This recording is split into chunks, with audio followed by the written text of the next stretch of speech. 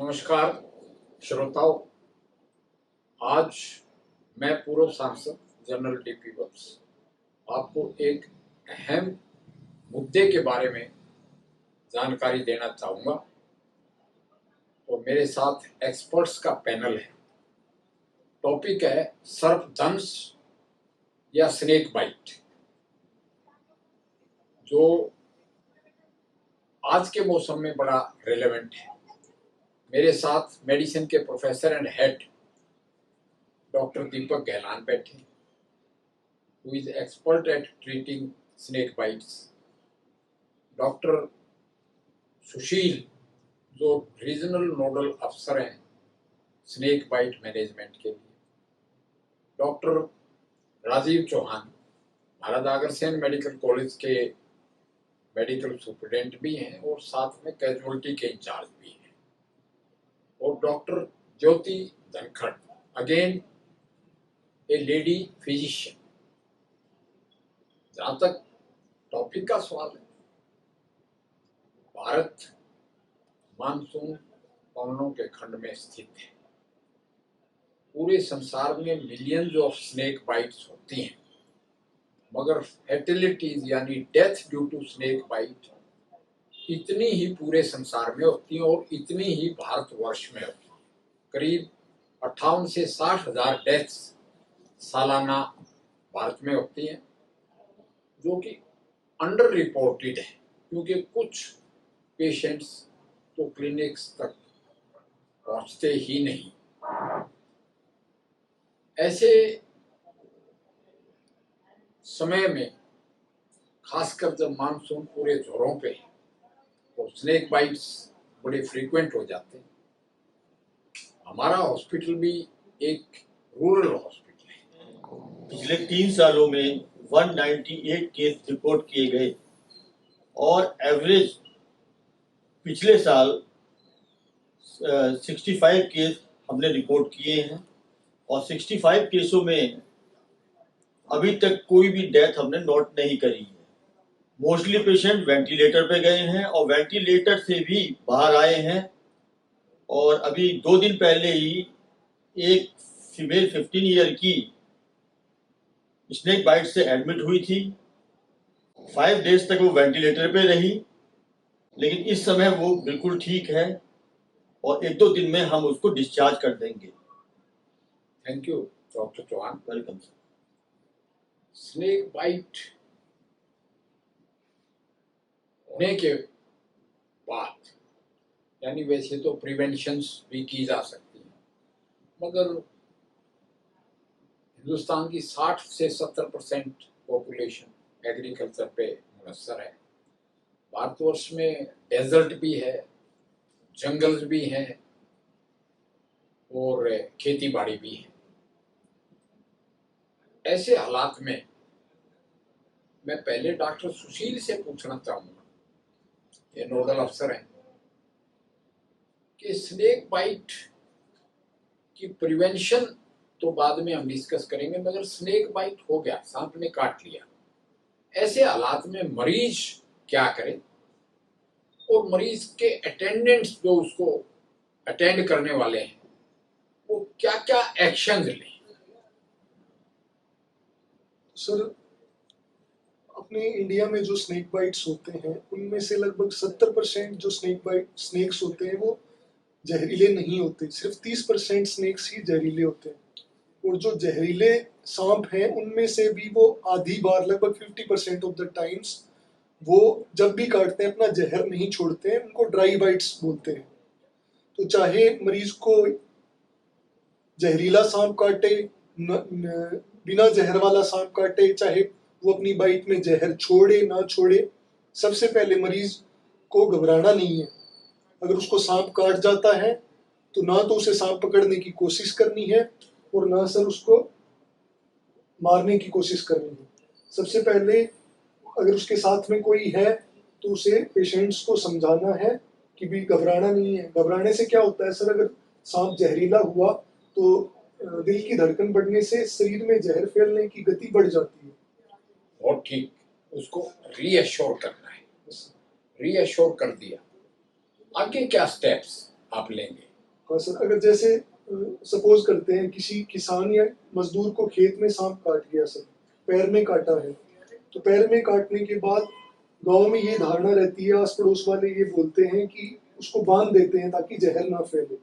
सबसे पहले अपने को उस लिंब को या जिस पैर में काटा है उसको बांधना नहीं है। बांधने से क्या होगा, वो खून बंद हो जाएगा। बंद हो जाएगा, बंद यानी कि सर्कुलेशन बंद हो जाएगा। तो वो ऐसे हालात में उसको रस्सी नहीं बांधनी है, पेशेंट को इमोबिलाइज यानी कि उसको लिटा दो। और लिटाना भी किस पोजीशन में?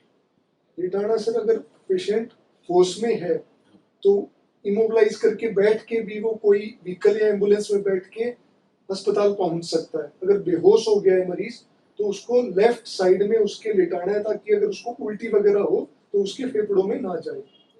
Very good. और सर एक गांव में ये भी है कि उसको अपन झाड़ फूंक के लिए ले जाएं तो उसमें बिल्कुल भी टाइम वेस्ट नहीं उससे करना टाइम वेस्ट हो जाएगा और जहर फैल जाएगा। सर।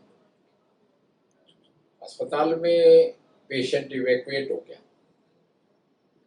खासकर एक्सपर्ट्स हॉस्पिटल में, मैं प्रोफेसर साहब से पूछना चाहूँगा कि पहले तो जहरीले सांपों पे जानकारी दें और फिर पेशेंट का मुआयना कैसे किया जाएगा, क्या क्या पैरामीटर्स रिकॉर्ड होंगे और उसके ट्रीटमेंट के लिए, मैनेजमेंट के लिए आपका फौरी एक्शन क्या? भारत दुनिया के उन देशों में शामिल है जहां सर्पदंश के मामले बड़ी संख्या में सामने आते हैं। विशेष रूप से वर्षा ऋतु के दौरान सांपों से सामना होने की संभावना बढ़ सकती है। ग्रामीण क्षेत्रों और खेतों में काम करने वाले किसानों और मजदूरों के लिए इसका खतरा अधिक रहता है। भारत में पाए जाने वाले अधिकांश सांप विषैले नहीं होते, लेकिन कुछ प्रजातियां गंभीर खतरा बन सकती हैं। इंडियन कोबरा भारत के प्रमुख विषैले से विषैले सांपों में से एक है। कॉमन करैत भी अत्यंत विषैला सांप है और अक्सर रात के समय सक्रिय रहता है। रसेल वाइपर और सॉ स्केल्ड वाइपर भी भारत के प्रमुख विषैले सांपों में शामिल हैं। इन चारों को आमतौर पर भारत के बिग 4 विषैले सांप कहा जाता है। मुख्यतः भारत में या हमारे वेस्टर्न हरियाणा के अंदर 4 तरह के स्नेक कॉमन पाए जाते हैं, इसको बिग 4 भी बोलते हैं। उसमें एक ग्रेट सांप होता है जो कि काफी रात को घूमता है और बिना छेड़े ही काट लेता है। जैसा कि हमारे एमएस सर ने बताया, एक लड़की एडमिट हुई थी, उसको ग्रेट सांप ने ही काटा था। वो बिस्तर पे सो रही थी तो सांप बिस्तर पे चढ़ के उसको काट गया। ये भी कहते हैं डॉक्टर साहब कि क्रेट जो है वो थर्मल सेंसिटिव है, यानी उसको हीट जहाँ नजर आए वो बिस्तरे पे भी चढ़ जाता है जहाँ सूंघता है और अनप्रोवोक्ड काट लेता है। दूसरा सांप कोबरा सांप है जो कि इतनी कॉमन बाइट नहीं करता, बट वो भी छेड़ने से काटता है। तीसरा सांप है वाइपर स्नेक है। इसकी 2 प्रजातियां मुख्यतः हमारे यहाँ पाई जाती हैं। वो भी काफी जहरीला सांप है और वो भी छेड़ने से ही काटता है। अब मगर मैं तो बात आपको भारतवर्ष की कर रहा था। हरियाणा सर्टनली आपने बताया वाइपर की variety cobra and crate. Bharatvarsh में जहरीला सांप किंग कोबरा भी होता है और सी स्नेक्स, सी क्रेट्स भी होते हैं और वाटर स्नेक भी जहरीला होता है। क्योंकि हम मानसून पवनों के खंड में स्थित है, कई दफा हम टीवी पे देख भी लेते हैं इंडोनेशिया में तैरते हुए क्रेट्स, मच्छी खाते हुए, बाज उठाते हुए। तो ये आपने बताया जहरीले सांप।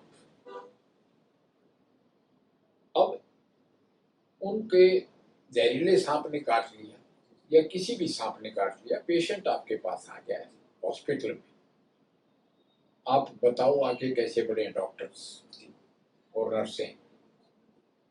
सबसे पहले हम मरीज को बिस्तर पर लेटाएंगे, उसको शांत करने की कोशिश करेंगे।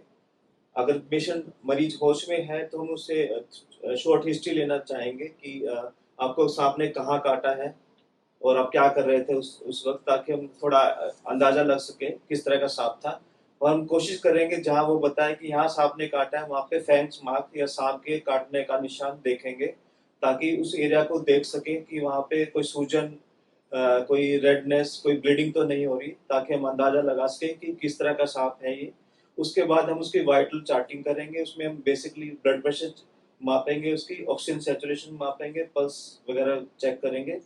उसके बाद अगर रेस्पिरेशन भी चेक करेंगे।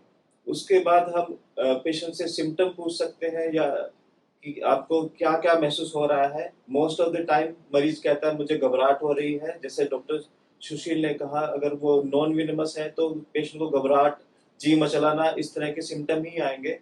बट अगर वो जहरीला सांप है, हम उसमें भी दो तरह की किस्में होती हैं। एक होता है न्यूरोपैरालिटिक जो हमारी नर्व्स पे अटैक करते हैं, दूसरे होते हैं हीमोटॉक्सिक जो हमारी ब्लड वेसल्स पे अटैक करते हैं या हमारे खून को खराब कर देते हैं। अब हम न्यूरोपैलेटिक स्नेक्स की बात करें, उसमें मरीज को सिम्टम क्या आएंगे। मरीज कहेगा कि मुझको दिखने में दिक्कत हो रही है, मेरी पलकें झपकी जा रही हैं। और जो जहर का असर ज्यादा होगा वो कहेगा मेरे को सांस लेने में दिक्कत हो रही है, मुझे को चक्कर आ रहे हैं, बेहोशी छा रही है। तो ऐसे मरीजों में वेंटिलेटर की आवश्यकता भी पड़ सकती है। अगर न्यूरोपैलेटिक स्नेक का पेशेंट होश में है तो हम उसे क्लिनिकली बेड साइड कुछ टेस्ट भी कर सकते हैं। उसको हम एक सांस में गिनती लेने के लिए बोलेंगे। अगर वो 30 से ज्यादा गिनती गिन लेता है तो अभी जहर का असर कम है, तो हम वेट भी कर सकते हैं। तो उसके अलावा हम पेशेंट को ऊपर देखने के लिए बोल सकते हैं। अब हमने पेशेंट को असेस कर लिया, उसके कई बाद दफा डबल नजर भी आता है पेशेंट जी जी और उसकी पलकें गिर जाती हैं, जी टोसिस बोलते हैं। जी जी दोस्त हाँ, फिर नींद भी आती है। जी न्यूरोपैरेटिक, न्यूरोटॉक्सिक स्नेक्स, कोबरा। एक बात मैं आपको बताना चाहूंगा, कुछ पेशेंट के साथ मरा हुआ सांप भी आ जाता है, लोग मार लेते हैं। और आजकल बढ़िया तरीका ये है, अगर मोबाइल है तो सांप का फोटो ले लो, उसको चेज मत करो। आपने बताया, सुशील जी ने बताया कि उसको चेज मत करो, टाइम वेस्ट हो जाएगा या वो दोबारा काट लेगा। तो जैसा कि आप कंटिन्यू कर रहे थे कि ये पैरामीटर्स आपने लिए, तो अब ये मेडिसिन आप ले आए थे, जी इसको देने से पहले क्या इंजेक्शन देते हो? जी वो- ये जी हाँ हाँ, ये तो एंटी स्नेक वेनम सीरम का पाउडर है, जी एएसवी बोलते हैं इसको, हिंदुस्तान में ही बनी हुई है। इसकी इंडिकेशंस देने की और इससे पहले क्या एहतियात बरतोगे? कोई और इंजेक्शन है तो बताओ। ये एंटी स्नेक वेनम है जो हमारे अस्पताल में प्रचुर मात्रा में उपलब्ध है। और इसको देने से पहले, क्योंकि ये हॉर्स से बनता है, इक्वाइन से बनता है, तो इससे कई लोगों को इससे रिएक्शन हो सकती है। तो इससे पहले गाइडलाइंस के अकॉर्डिंग हमें एक इंजेक्शन देना होता है जिसको एड्रेलिन बोलते हैं, ताकि पेशेंट को कोई एडवर्स रिएक्शन ना हो। कोई है क्या ये एडलिन है? हाँ। हाँ, यही है एडलिन ये है। टार्ट्रेट।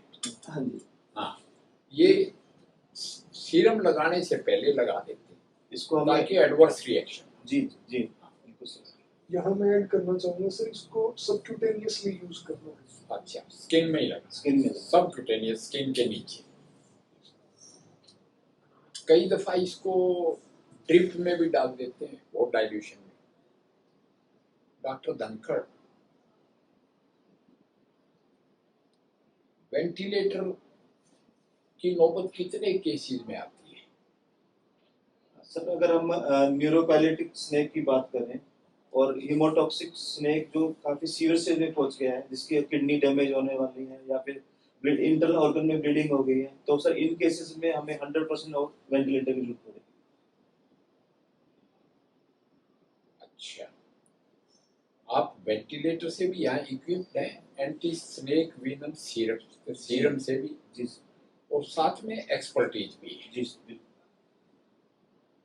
इसीलिए आपका सर्वाइवल रेट ज्यादा है। जी डॉक्टर सुशील ऑफ कोर्स कह रहे थे कि मोस्टली स्नेक्स जहरीले नहीं होते, मगर यहाँ पहुंचता ही वो है जिसको सिम्टम्स शुरू हो जाते हैं। डायरेक्ट तो आता ही नहीं पेशेंट हमारे पास, तो इविनोमेशन हुआ स्नेक वो पेशेंट। उसमें टाइप्स ऑफ स्नेक्स आपने बताया, कोबरा, क्रेट एंड वाइपर। आपने मेडिसिन भी दे दी और वेंटिलेटर पे भी पेशेंट को डाल दिया। डॉक्टर ज्योति, मैं आपसे ये पूछना चाहूँगा कि आमतौर से तो वेंटिलेटर पे पेशेंट जाने के बाद काम बहुत सीरियस होता है, दूसरी चेस्ट की बीमारियों में हो, मगर स्नेक बाइट के केस में वेंटिलेटर का प्रोग्नोसिस कैसा है? और डिजीज के कंपैरिजन में जब कोई पेशेंट स्नेक बाइट के बाद वेंटिलेटर पे जाता है तो उसका प्रोग्नोसिस बहुत अच्छा होता है, क्योंकि और बीमारियों में उसे और इन्फेक्शन होने के चांसेस रहते हैं, जिसको बोलते हैं वेंटिलेटर एसोसिएटेड निमोनिया। लेकिन स्नेक बाइट के केसेस में न्यूरोपैरालिटिक जो स्नेक होते हैं उसमें रेस्पिरेटरी फेलियर के चांसेस हो जाते हैं, तो उसका 100% सपोर्ट वेंटिलेटर करते हैं, और जिससे वीनिंग ऑफ करके हम सपोर्ट देते हैं, और इसलिए इसका रिस्पॉन्स बहुत अच्छा होता है। डॉक्टर सुशील, एक पेशेंट एडमिट हुआ अभी हमारे पास ही एडमिट है, लड़की नवोदय विद्यालय में, उसको ग्रेट बाइट हुई। मैंने अखबार में मारे हुए स्नेक का फोटो भी देखा, पेशेंट्स भी मैंने देखा, और मैं तो कहूँगा पेशेंट का इंटरव्यू भी कराओ। इस पेशेंट में कितनी वाइल्स आपको देनी पड़ी एंड ओवर व्हाट टाइम? इसको तो वेंटिलेटर पे भी ले गए थे। सर टोटल 30 वाइल दी है। 30 और 40 30 अच्छा, क्योंकि अवेलेबल तो यही कराने वाले हैं ना वाइल्स। यस सर 30 वाइल दी। 30 वाइल्स दी, और आईसीयू इंचार्ज भी डॉक्टर चौहान है, तो शुक्र है। और ये बड़ी एनकरेजिंग यानी कि उत्साहवर्धक बात है कि यहाँ पहुँचने के बाद पेशेंट सरवाइव किए। इतना बड़ा सर्वाइवल बहुत कम होता है, बट जरूरी तो availability of medicine and expertise and ventilator है। उसमें आपने एडलिन भी बताया, एंटी स्नेक वेनम सीरम, इसमें भी पाउडर है। आप इसको कैसे कॉन्स्टिट्यूट करते हैं? सर इसको पहले नॉर्मल लाइन में इसको रिकॉन्स्टिट्यूट करते हैं 10 ml, 10 ml, और इसको एडमिनिस्टर हमें इन्फ्यूजन में देते हैं सर। इन्फ्यूजन में एक साथ 10 वाइल 10 वाइल फिर आधे घंटे तक हम पेशेंट को ऑब्जर्व करते हैं। अगर उसके स्थिति में सुधार नहीं होता तो हम 10 वाइल और देते हैं। अच्छा, और टोटल मैक्सिमम कितनी वाइल्स देने का एक्सपीरियंस है? सर ऐसा है, एक मरीज को 100 वाइल भी दी जा सकती है अकॉर्डिंग टू सिम्टम। ओके। पिछले 2 साल पहले एक मरीज आया था सर, उसको हमने 110 वाइल दी, 110 लगी है, तब जाके उसको बचा पाए। And you manage to save the case? Yes sir, मरीज बच गया। भगवान ने बताया, मगर आपका एफर्ट कारगर सिद्ध हुआ। 110 वाइल लगने के बाद। और मैंने ऑफ कोर्स कोई सुना कि आप नियोस्टिग्मिन और एट्रोपिन भी देते हैं। वैसे तो नियोस्टिग्मिन एंड एट्रोपिन एंटागनिस्ट हैं, मगर आप दोनों मेडिसिन देते हैं, उसका क्या फायदा है?